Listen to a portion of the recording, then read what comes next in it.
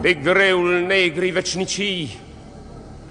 Părinte, mă desleagă și lăudat în veci să fii pe-a lumii scară întreagă. O cerem, Doamne, orice preț, dar dă-mi o altă soarte, căci Tu izvor ești de vieți și dătător de moarte. Reia-mi al nemuririi nim și focul din privire și pentru toate dă-mi în schimb o oră de iubire. Din haos, Doamne, am apărut și m-aș întoarce în haos și din repaus m-am născut. Mi-e sete de repaus.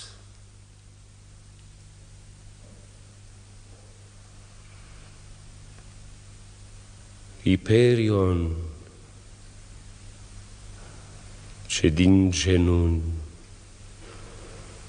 răsai întreagă lume, nu cere semne și minuni care n-au chip și nume. Tu vrei un om să te socoți,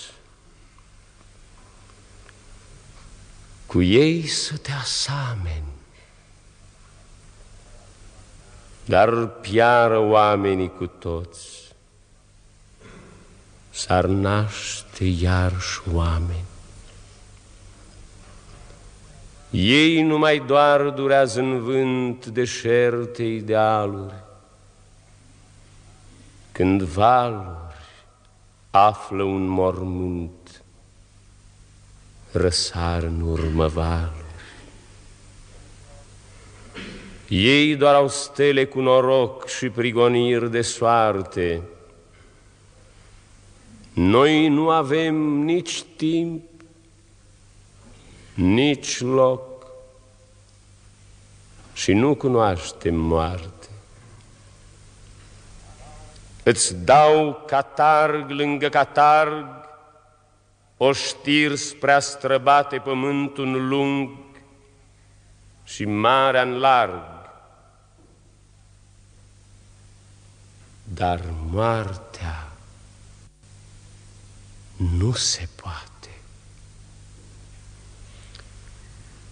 Și pentru cine vrei să mori? Întoarce-te, te îndreaptă spre acel pământ rătăcitor și vezi ce te așteaptă.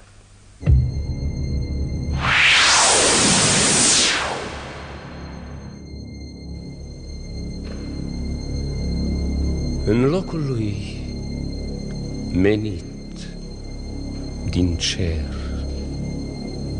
Hiperion se întoarse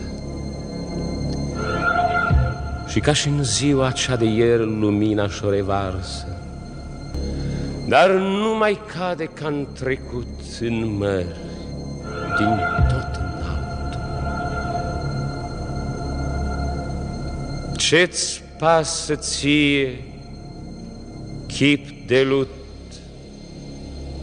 dacă o-i fi eu sau altul? Trăind în cercul vostru strânt, norocul vă petrece, ci eu în lumea mea mă simt nemuritor și rece.